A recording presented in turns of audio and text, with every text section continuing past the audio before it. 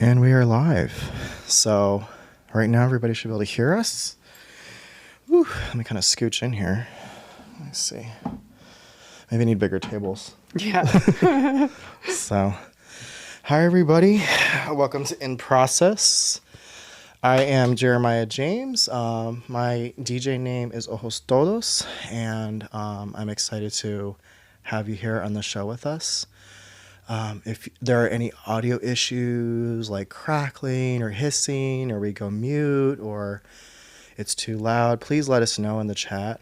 That helps us immensely because I don't really have a way to listen to this and monitor while I'm interviewing. But yeah, I'm very, very excited you're here. So I have a really cool guest today. This is Scarlett Fire. Hi. And she is representing Transcendence among a multitude of other things I didn't know about until today.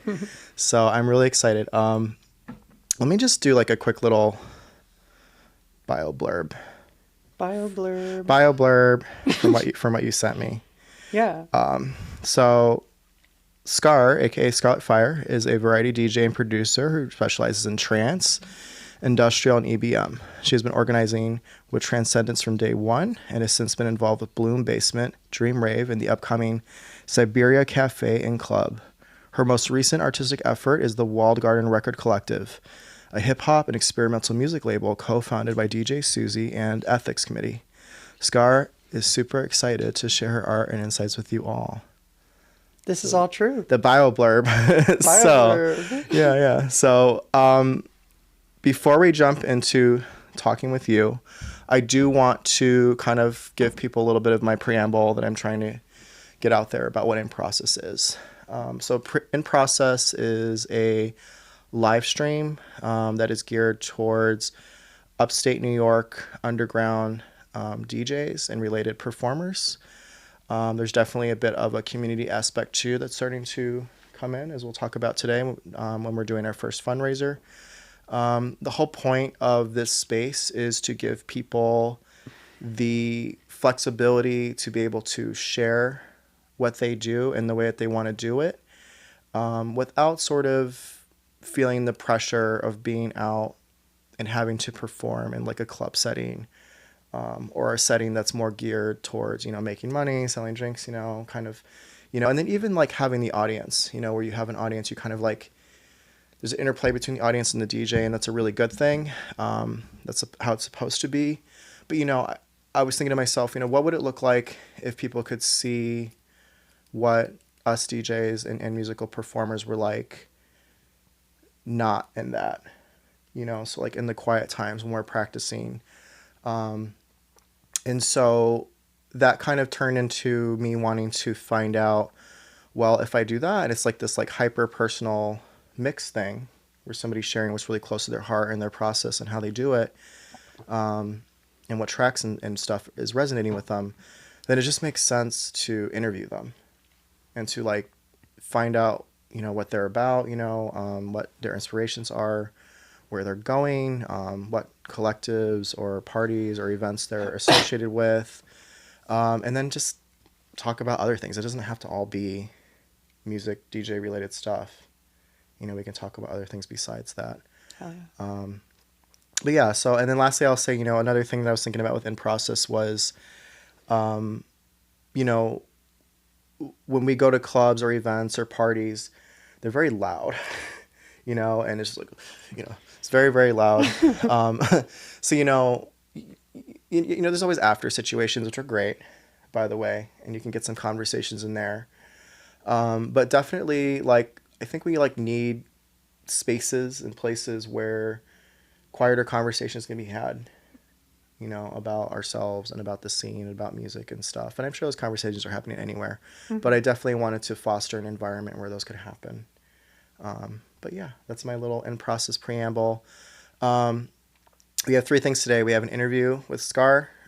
We are doing a fundraiser for the Rochester Rapid Response Network, which I'll talk about at the end of the interview.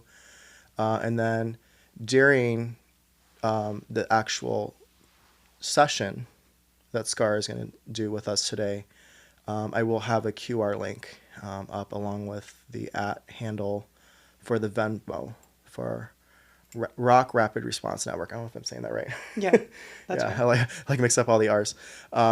So yeah, that's basically the format. So welcome. Thank you. I'm So super happy to be here. As far as the mission you were talking about goes, the it's something I've been thinking about with Transcendence, where like kind of having a doors time and a music time is, you know, hopefully people show up at doors time so that ideas and like conversations can like organically flow. So like I really enjoy that you're creating that intentional space like with thank this. you. Like that's Yeah, great. that word has been coming up a lot. Intentionality, especially with how people are doing spaces, how a lot of it's like very DIY, and then kind of that interplay, with social media, how that's going. So I appreciate that. So yeah, I just kind of want to let's just like go to the basics. So let's just start with your DJ name, Scarlett Fire. Yeah. So kind of where did that come from, and just give me the story behind that. So well, my name is Scarlett, first of all, so that's the first component, pretty easy one. But I've always kind of like felt a draw towards the element of fire, how it destroys, and in the process creates, how it is it can be fed with fuel and energy and stuff like that, and sort of kind of like in like a baseless spiritual sense. Like I don't Yeah. exactly know like where my spirituality lies. I just know that I have an attachment to the element of fire. Yeah. And so then also this is really dorky, but there's a no copyright song in the YouTube no copyright sounds library called Scarlett Fire. What? All right. And I was like, oh, okay, that's actually a sick DJ name. So I Yeah. just took that. I mean, no Yeah. copyright, right? No, I love that. I think So- what's cool about fire too is like it can be like different colors. Yes. You Yeah. know? So it can be like the stereotypical orangish red. It can be blue. It can be white. And then if you're like really crazy and get those little like pop rock things you can throw into them, it Yeah. can be green. Yeah. So like the variety there. Yeah. Also like something that like I'm really into like cooking and like so fire in that sense. Like I love just wielding fire in all its forms. That's really cool. Yeah. Did you start out with that name, or did you just kind of like start doing shows just as Scar, and then like eventually like, oh no, this I like need like a moniker? Because I'm always like interested to see like when people started doing this. Just for a little context, Right. last year I didn't really quite know what I was gonna do DJ wise. So I like the anime Naruto, which I hope other people do too. Hell yeah. And Naruto's Japanese tagline is Date Bayo, and I'm like doing a terrible job at that. But basically it means believe it. And it's just a silly thing. And I had like a sticker on my laptop, and I was like, I'll just like go with that. Like just something that's like Sick. kind of nonsensical, and there's really nothing to it. And then, as time went on, I'm like, okay, this like isn't working. It just doesn't communicate anything to anybody, and that's fine. Like I've been figuring out what I'm doing. And then recently I was like, I'm going to do Ojos Todos. So like, did you have a process with your name, like with when you were like, ooh, like I'm ready to do this, or did you just like go out the gate with it? Honestly, I was like, oh, it kind of coincided. My first time DJing was the first Transcendence, in front of other people. So I kind of just was like, I had like just a little over a month to like Okay. put together a name and a DJ set. And so I was like, I'll do Scarlett Fire for now, and we'll see how that goes. And I just haven't changed it. I've been thinking about like taking on other aliases as well. I mean, I have like a lot of other projects that aren't DJing, but like other DJ aliases, I think might be something that I end up doing. But definitely keeping Scarlett Fire around at this No, point. it's People super know who dope, that and is. it's just like, I don't know, it's kind of hardcore. I like it. Thank It's you. really, really cool. So before we get to Transcendence, and Yeah. I'm gonna let you just kind of tell us what that is when we get there. When did you start really resonating with electronic music? And then the second part of that question is, when were you like, I want to start playing this for like people, maybe Okay. even yourself? I have always been, I think electronic music was my second love of music. My first love of music was like classical music, actually. I had this CD that I would listen to in my boombox that was just a selection of Yes. like random classical music. But after that, I forget like where it first came from, but I would imagine like I was introduced to electronic music through like pop. Okay. Because Yeah. I'm 26, so like when I was like a kid, there was like a lot of like electronic crossover into pop music. Like Lady Gaga was huge. I had a few tracks off of the Fame on my my little slide out text phone, Yes. and also Gorillaz put me Yes. onto electronic Girls is music. huge for me. And then from there, I discovered, you know, the basics like Dead Mouse, and then like there was like Skrillex blew the fuck up around that time too, and so Scary Monsters and Nice Sprites was like that.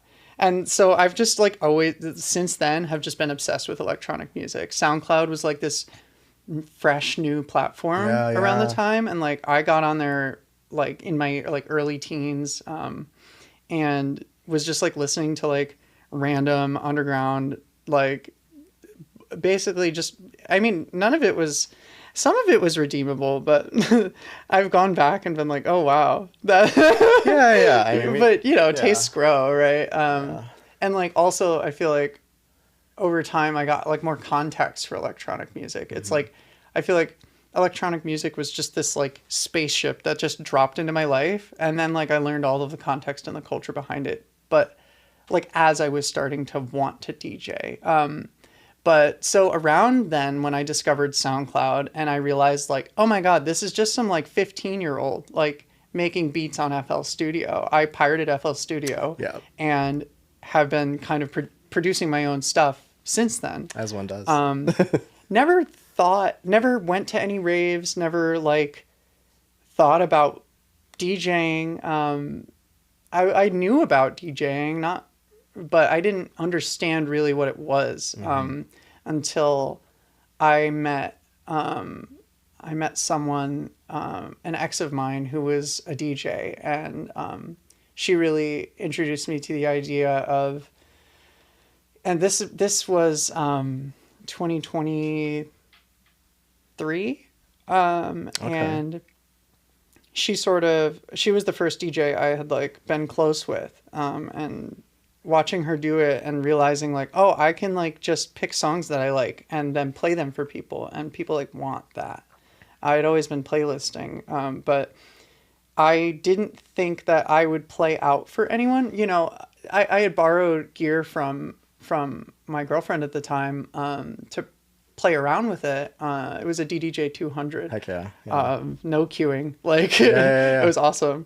Great place to start. But I never thought that I could play for other people until Autumn approached me, actually, with the idea for Transcendence, the trance rave.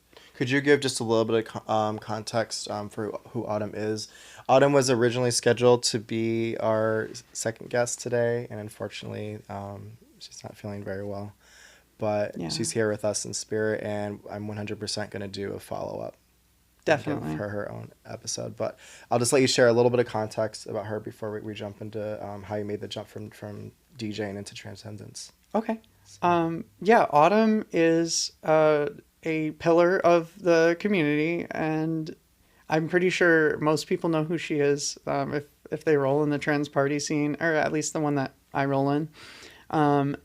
And she has just this passion for music and community that that is just so infectious.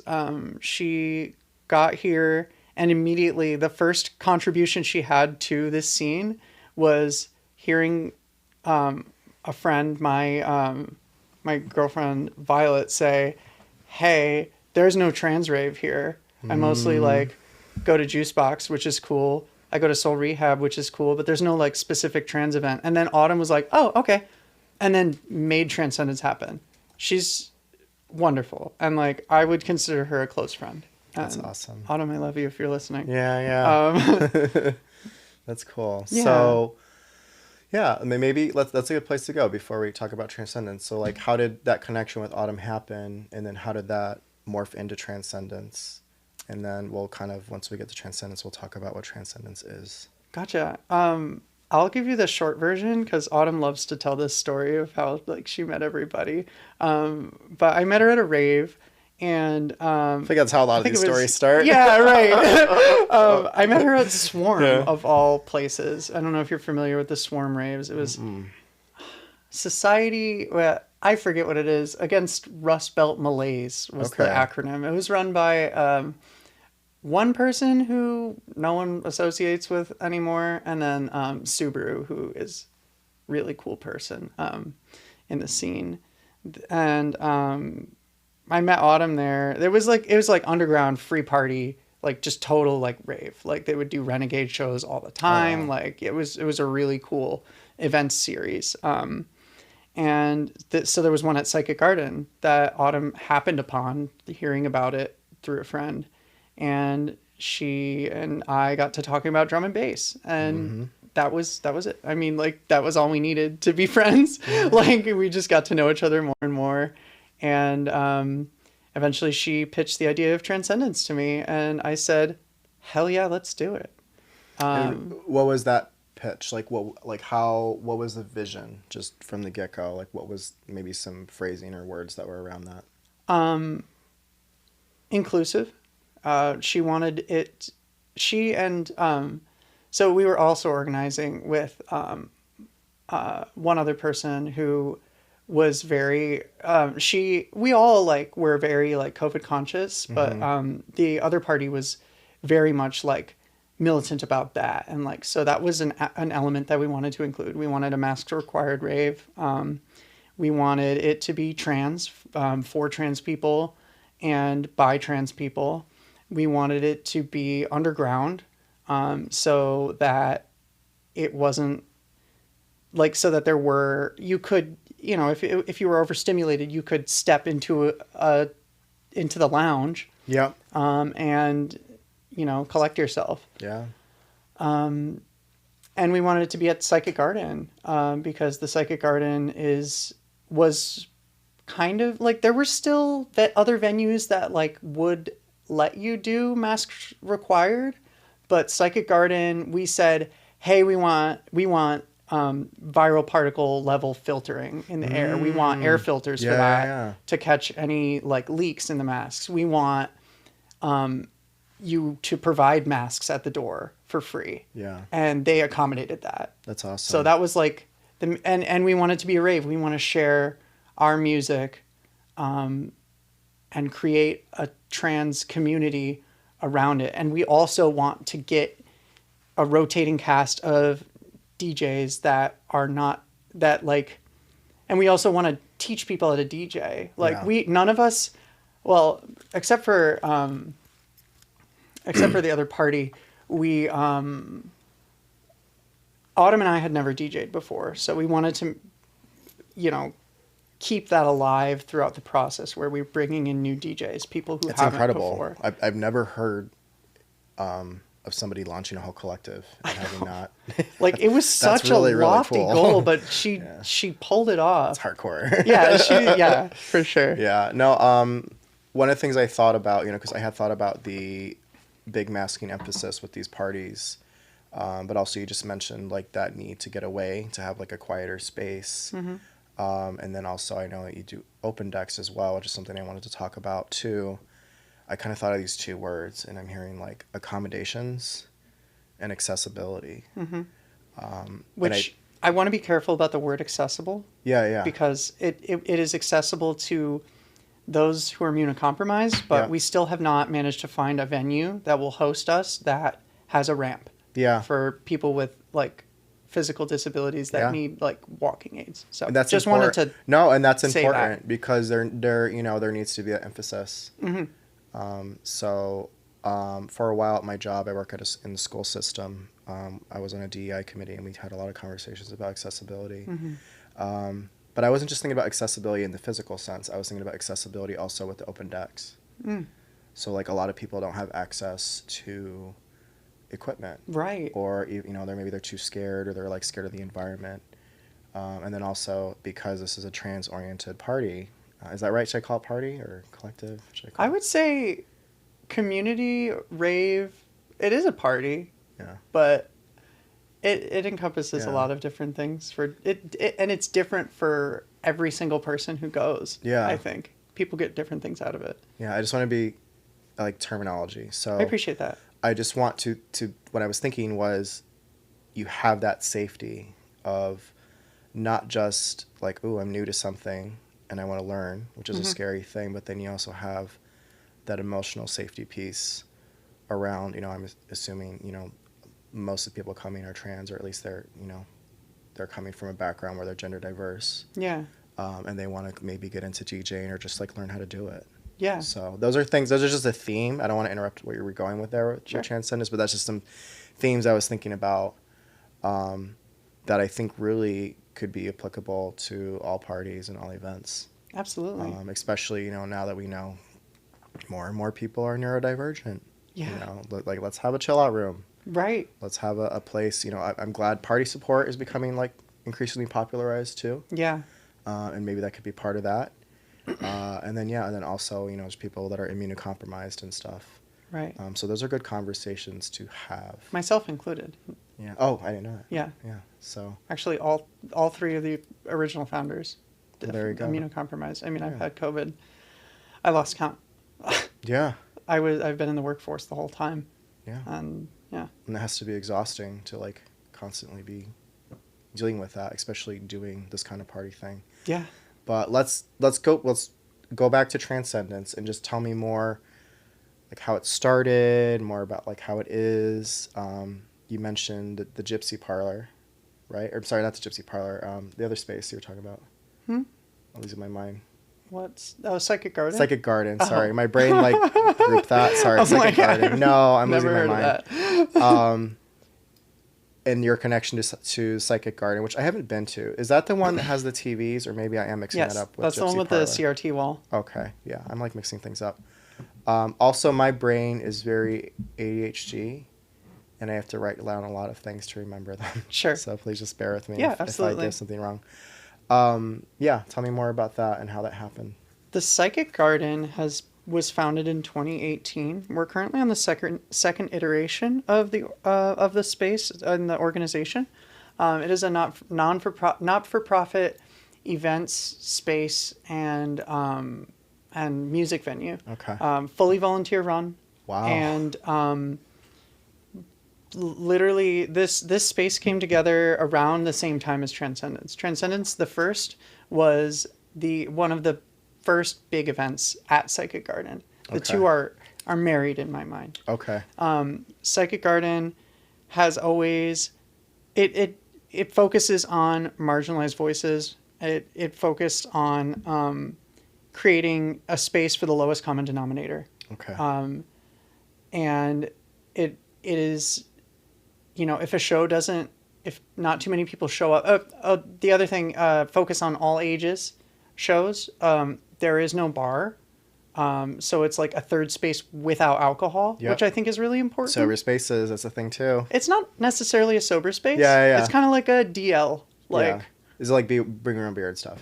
Kind of. Yeah. Like, we don't really say that because like there's no real way to enforce that. But it's like if people show up, people are going to show up how they are, you know? So, and, you know, we definitely like, and there's processes in place for preventing underage drinking, of course. Yep. So it's not just like a total free for all. I just want to make that clear, but it's not centered around selling alcohol. Yeah. Which allows artists to fully do whatever the hell they want and get paid for it. Like if a show doesn't do super well on like a Tuesday or whatever, the venue will not take a cut and pay the artist first. Yeah. So, and this space came together in 2023, just an empty warehouse room, and a bunch of volunteers came together and literally built the walls. Wow. I know. It's like, and it's so fucking cool in there. Like people come through from other cities and they say, I've never seen a DIY venue like this before. I want to like look it up now. Yeah. Yeah. I cannot understate how important to the trans scene Psychic Garden is. It's run by trans people. A lot of the volunteers are trans, and it is a space created out of necessity, always. Yeah. And it looks cool, and it's super important. It seems like it's definitely geared, and I could be making an assumption here, but even just looking at what's on here, to more experimental styles too. Yes. Yeah, that was the focus, you know. Kind of gets me interested in checking it out. Hell yeah. No, that's really, really cool. And so, would you say the majority of the Transcendence events are held there, or all of them, unless it's outside? Okay. I don't think we're opposed to going other places, but we have no reason to. Mm-hmm. Yeah. And, you know, especially because, like, all the organizers of Transcendence are pretty involved with Psychic Garden. Like, Autumn and myself are showrunners, meaning, like, we can hold dates, book shows, and just be, like, in charge. Yeah. And, like, I've been involved since the very beginning as well. So it's I'm only just now able to get involved to the extent that I wanted to at first, but it's really cool to like put in effort and see immediate change. Yeah. And in a community space, like that's really cool. I mean, but even hearing about like the super DIY nature of it is really cool. And I think, you know, there probably are other spaces like this here in Rochester, maybe Buffalo, I don't know about. But I think that is definitely the future. Obviously people make their own parties and stuff, and they try to like figure out, you know, how are we going to host this? Where are we going to do this? You know, what venues are going to work? But I think especially when it comes to emotional safety and actual physical safety, this is going to be a very important thing going forward, to have these spaces. Definitely. I don't know if you know this is P Loveman says I'll be there tonight. Me too. So hello. I don't know who that is, but yeah. This is a really cool like variety metal show tonight. Oh, that's awesome. Yeah. Nice. I think there's like some really cool I don't know, I've thought about like metal, and there's like you kind of have like the hard pounding like hardcore techno. Yeah. And it's like a very metal thing. They're very it's like very like percussive and stuff. Okay, so I think I've gotten a little bit more of a handle on what Transcendence is. When we had initially started talking, I did mention Bloom. That's another, I'm assuming DIY space. Yeah. That I also felt was trans or gender diverse oriented. Yeah. I don't know if that's true, and we didn't want to talk too much about it because, from what you told me, you know, there's other originators for that space. But I did think it was super cool that there's now like multiple spaces popping up. Absolutely. I mean, especially like, so something about Bloom that I've always really appreciated is if you go to their Instagram, it says for dykes and trannies. There is, to my knowledge, I've never seen a space that was specifically run by a cis dyke and a trans woman like that, and created that exact space. Like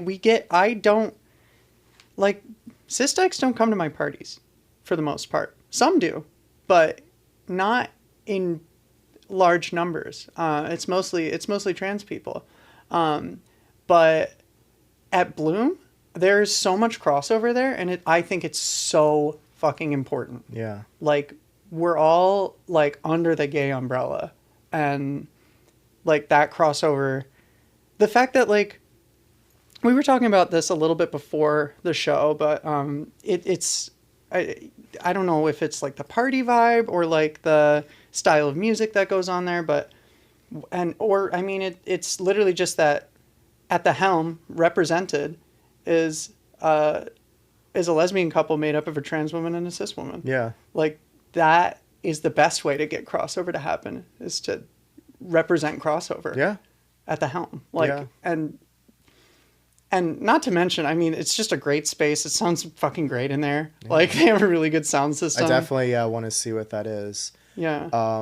Was that related to the sound system that when I went to that party in Genesee Valley Park, there was like somebody working on a literal sound system there? Was that related to that? No, different sound system. Okay. So right. B put together her own setup down there. Yeah. But the one you saw in Genesee Valley Park is Cameron's sound system, Okay. Cabin Pressure. Really it was combined with some of Garrett's sounds speakers as well. They built some, and then Cameron built some for himself. But Cabin Pressure, the full setup is Cameron's baby. It's Cameron's project, and so cool. He's involved with Psychic Garden, but he also is. He's. I don't understand any of that. Yeah. But no, yeah. Besides, Yeah, like the whole like speaker world, audio. You know, if you get into like audiophile stuff, and then that kind of like obviously has to do with like audio sort of engineering and sound reinforcement. It's complicated. And I could not do all that, but I absolutely love. Pretty much any time I go to a club or a new space, you will see me. Like people will think it's weird. I'll be like looking behind the speakers and like looking at what brands they're using. And, because it's so important to have good sound. Yeah. And to have the sound that's like resonates with the crowd too. So that's super cool. Like tuning the sound system for the style of music and for what the crowd wants to hear. Yeah. And the space. So it's exciting. I definitely want to check out these spaces. Whenever I've heard about them, I don't know if people know that meme where the lady's like, why would a man be there? Like, why would a man be there? Like, I kind of feel like weird. I'm like, I don't want to like be pushy or whatever, but you know, I'm a gay dude, so I'm like, and I don't know, I like want to check them out. I mean, yeah. Like, you're not weird. You're not weird about trans people. Yeah. So you're welcome. I just don't want to be like, you know, if I don't know, like invasive. No, the thing is like Transcendence is for trans people, but in serving the lowest common denominator, like trans people that are immunocompromised and don't have anywhere else to go, we serve everyone else. Yeah. That's the thing about accessibility in that you probably deal with in your work, like and architecture, like accessible architecture is better for everyone. Yeah. So trying to like serve, I mean. Yeah. Because I just bring it up because I think it's kind of like there's always a conversation around, you know, how much should a space be protected? You know, people would use the word gatekept. It has negative connotations, but I think like, you know, in some situations, like some people are not welcome. But you know, I don't want to be weird if I ever go into a space and be like, oh, okay, like I wasn't really, like this wasn't designed for me, so therefore I really shouldn't be there. Like I don't know, I have like these questions. And then, you know, one thing too that I did want to talk about, and I don't want to get too deep into it, but was definitely I would like to see more crosstalk between our communities, and I think some of it could just be genre stuff.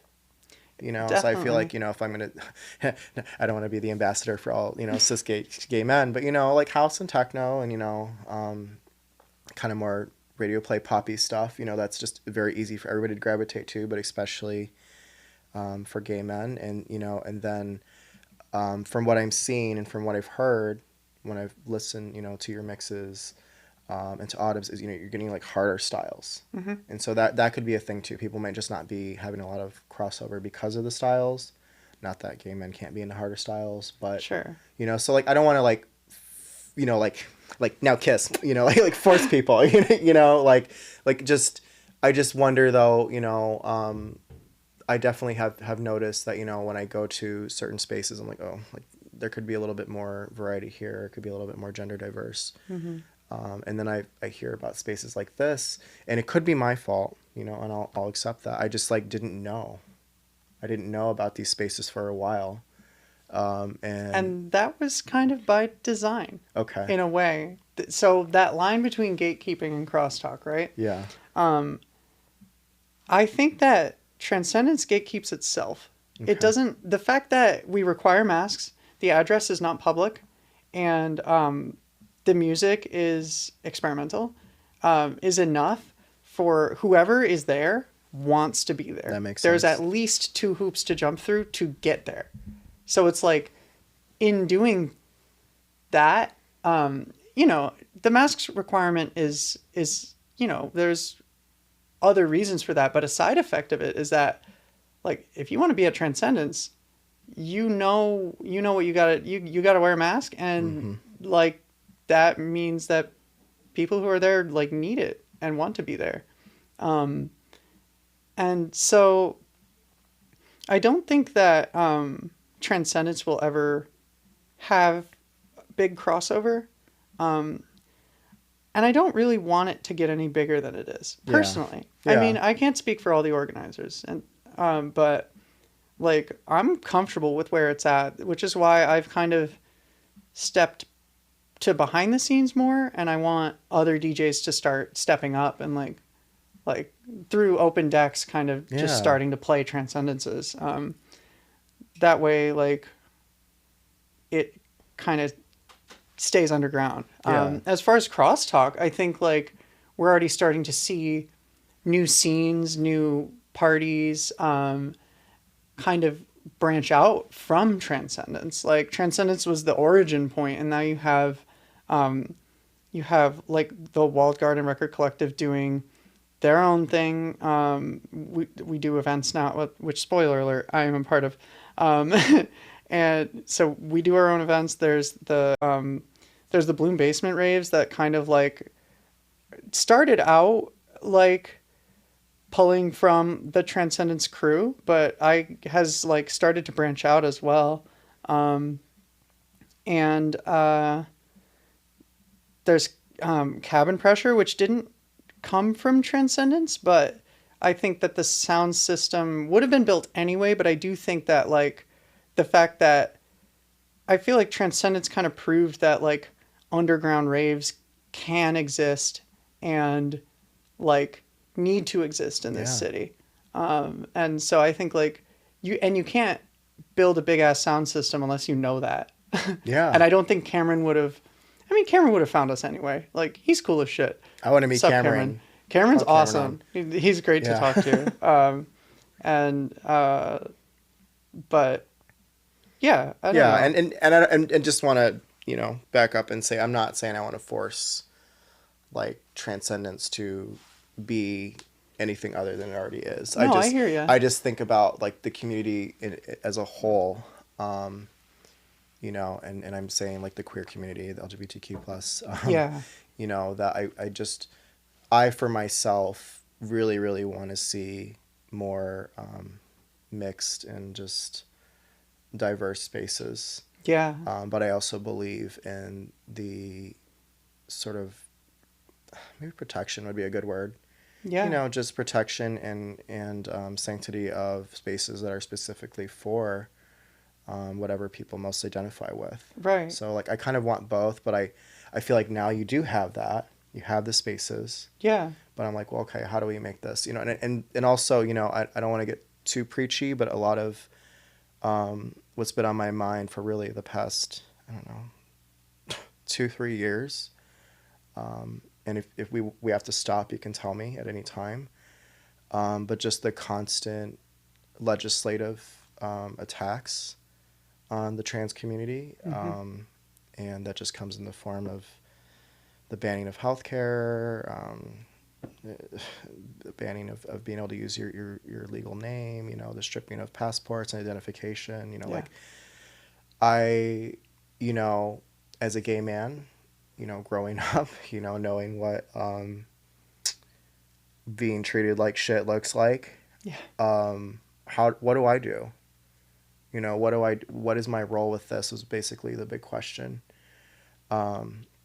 And then, I'd already kind of had some conversations with women DJs that evolved into, anybody who wasn't cis male, about how there really is a disproportionate amount of representation in the DJ world, the DJ industry, or even music production industry, which is crazy because, to me, I think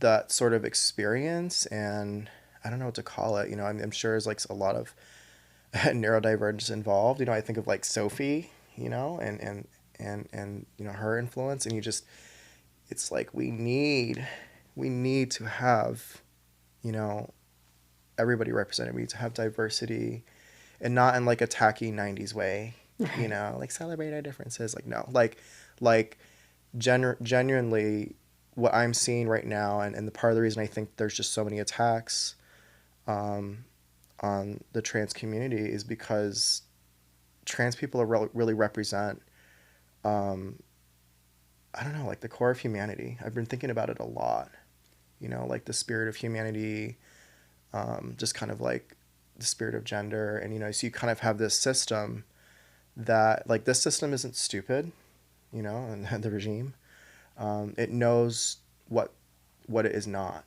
Mm-hmm. So to me, you know, while these attacks have been horrible, and I've just been like, I can't be like, what the hell is happening? It's happening because queer people, and particularly trans people, something about it goes against the grain of what this regime is trying to do. Yeah. So I don't know, like for me, I was like, what can I do? And so definitely going into in process, I was like, it's going to always have a gender diverse and also, you know, orientation wise diverse lineup. Yeah. You know, that was like incredibly important. I think that just needs to be a blanket thing. Yeah. In the DJ industry. Right. Absolutely. I mean, I don't know what you can do.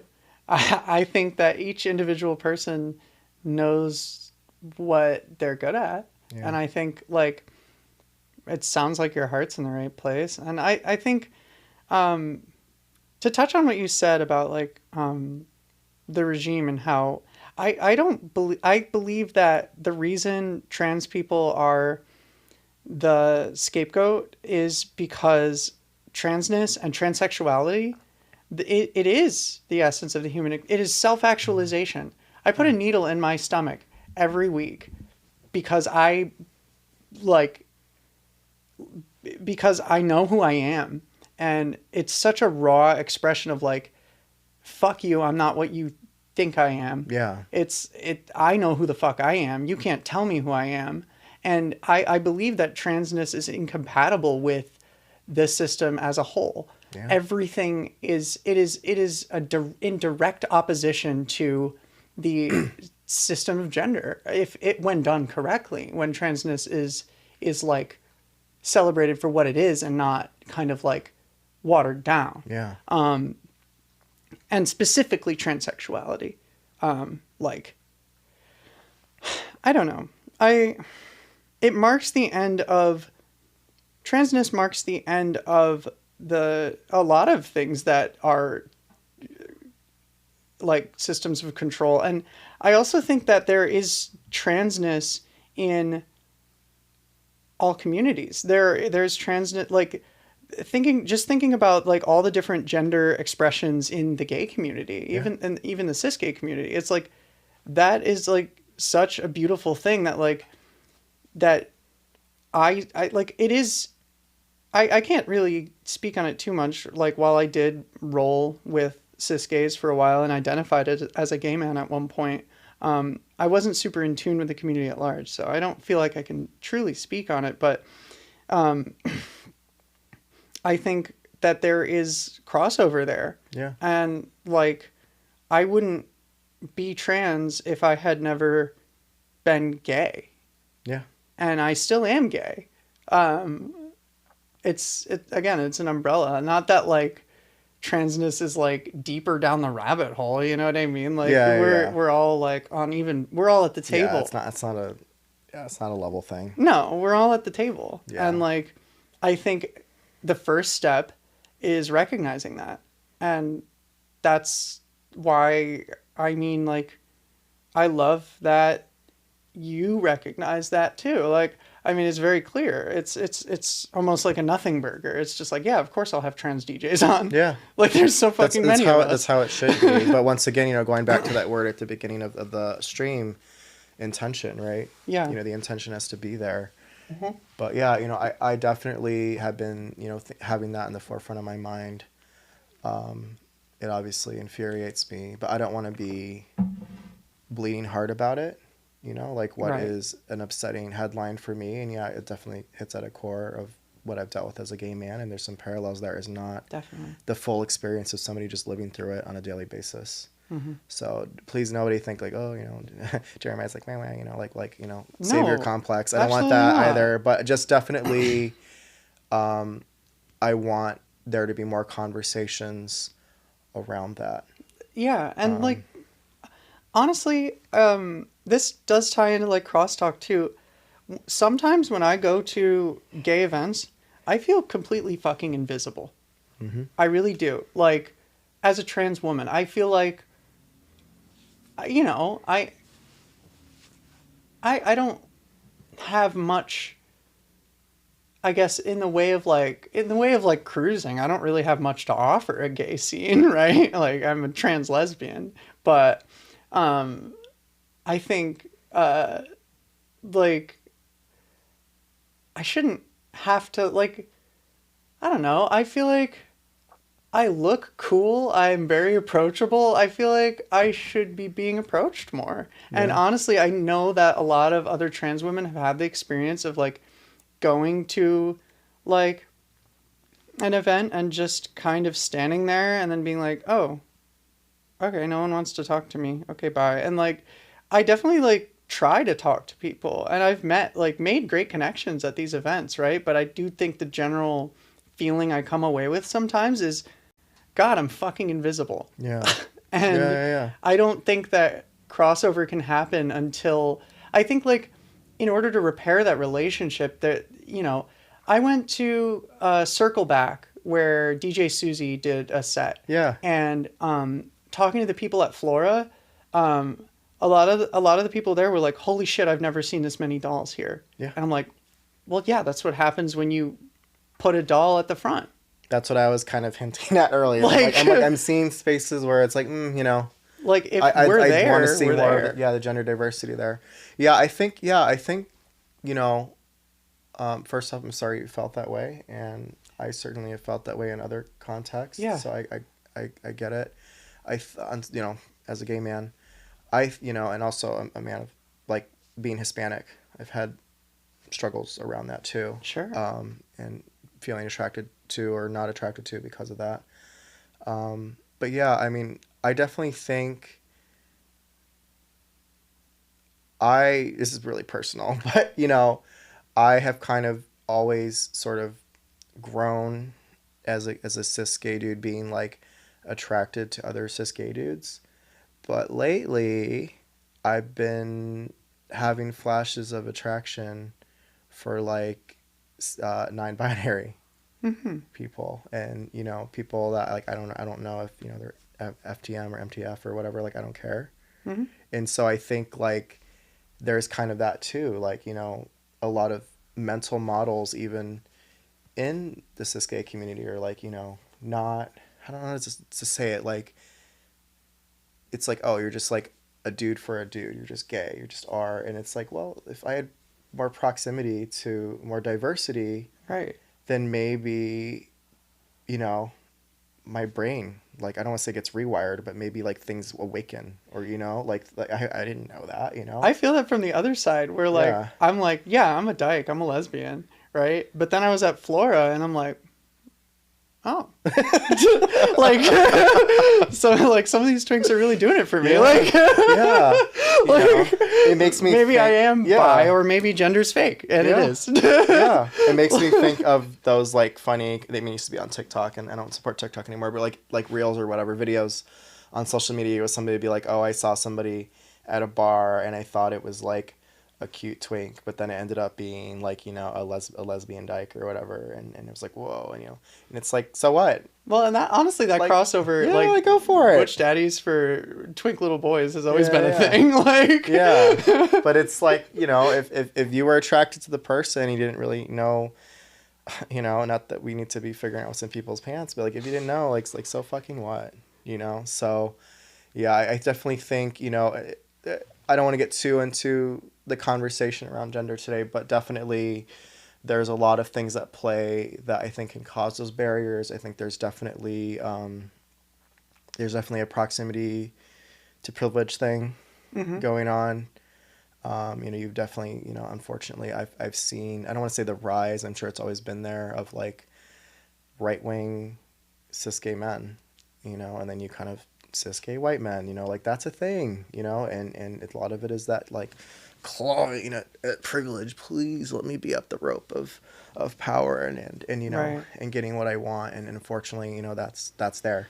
It's not, I'd like for it to go away, but it's there. There will always be assimilationists. Yeah. So I think, that's at play too. But I definitely would love to keep having conversations with you, obviously with Autumn. And then now that I feel like, okay, I'm ready to explore these spaces, just kind of see, how can that crosstalk happen?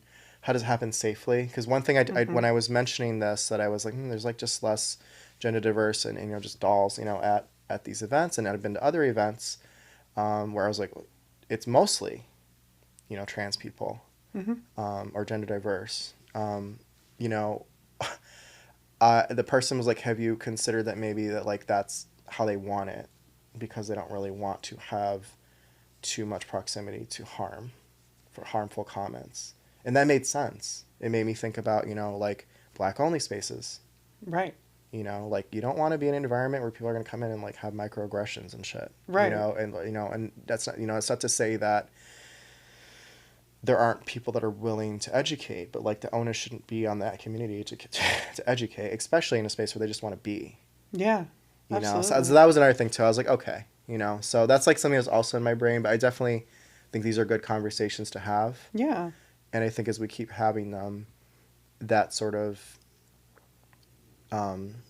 strengthening of our community and that sort of coming together more. Yeah. And I don't want to give people the impression either that there aren't events, like Juicebox has been extremely inclusive. Oh my God, hell yeah. I love Juicebox. Yeah, Rendezvous, which is their offshoot that they do like on the beach and at parks and stuff. That's been eye-opening with just, once again, gender diverse, orientation diverse, just amazing. Yeah. Nothing I ever thought I would have seen locally. Really? No, and I've been here for a while now. Sure. Since 2008, 2009. Okay. And now, like hanging out on the beach, lots of cheeks.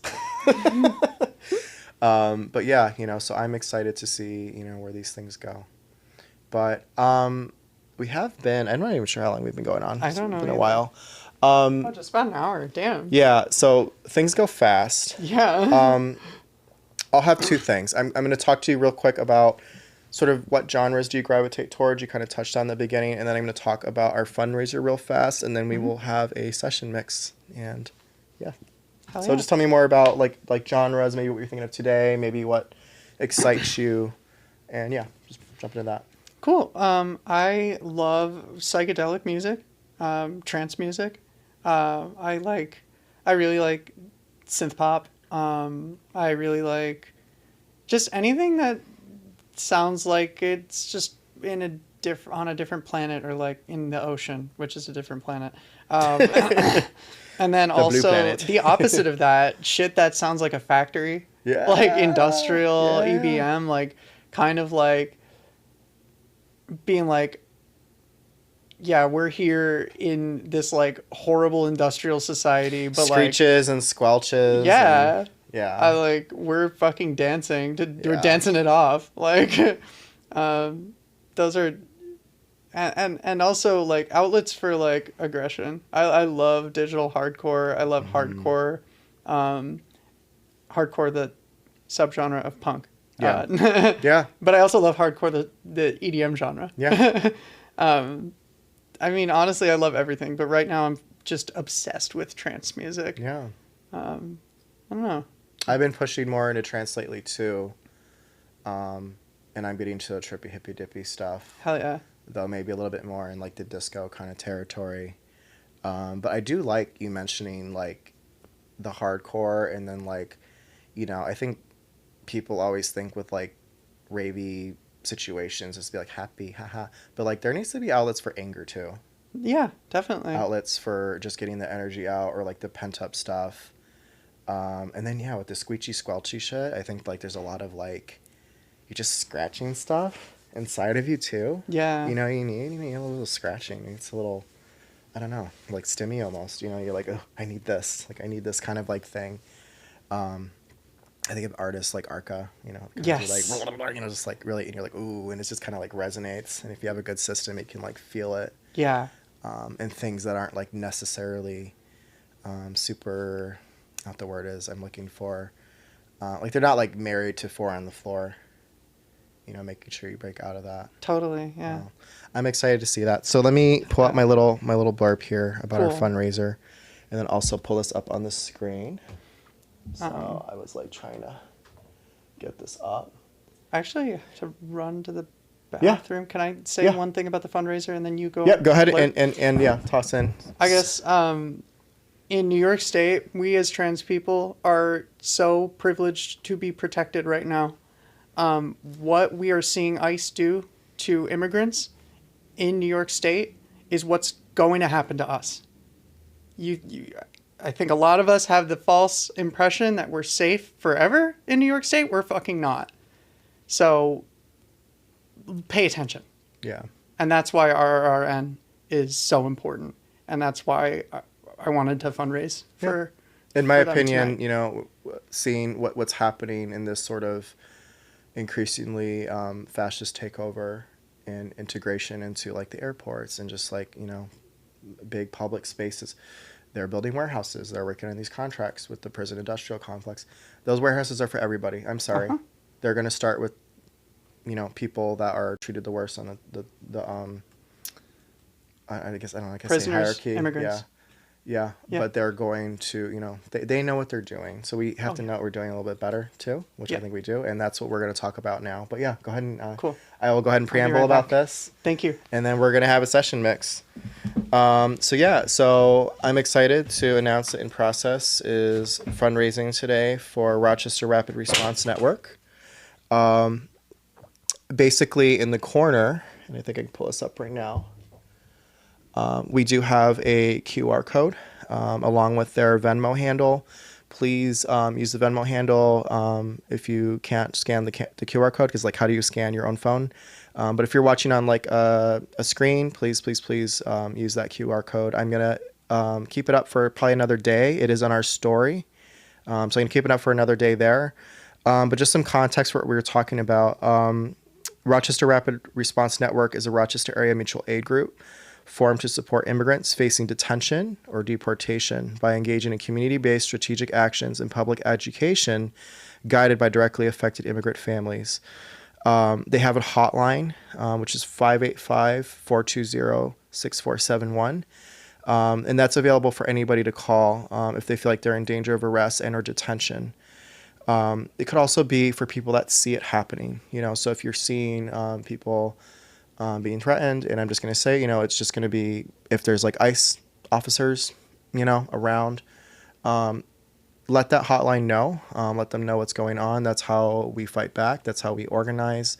There have been many successful incidents where ICE was basically going out of its way to find people in public, which is what they kind of only can do at this point, even though they're breaking that rule too, I assume.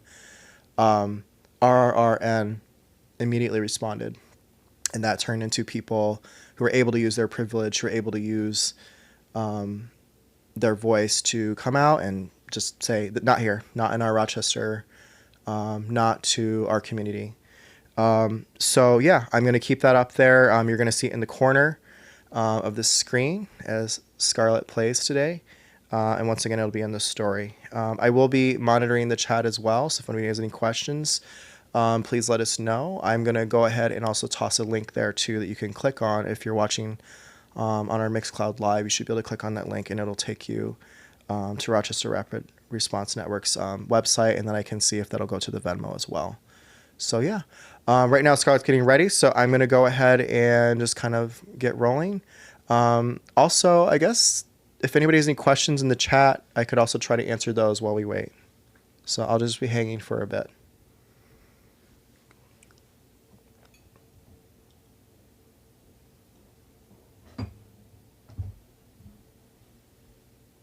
And there's a little blurb on RRRN and what that's about. Yeah. So I just have just the description of our ad on the stream, and if people want to ask, they're more than welcome to ask questions about it. And I'm going to put the link in the chat. Sweet. So yeah. But yeah, I don't know. I don't really do like a Q&A because I don't feel like there's much time. But if anybody has any questions, I can definitely respond in the chat. We got some cool comments here too. So we got let's just go through these. Being trans is self-actualization. Yeah, hell to the yeah. Thank you, Scott. It's Oriole. Circle back mention, woohoo. Our friend Charlie says, fuck assimilationism. Yep, I agree. Yes, psytrance. Hell yeah. Yeah. And that's what metal's for, and get the anger out. So thanks to everybody who's joining. We're going to go ahead and hop into the session. So give us a minute to set up. I got to set up the other camera, and we'll be good to go. Thank you so much. Yeah, thank you. All right.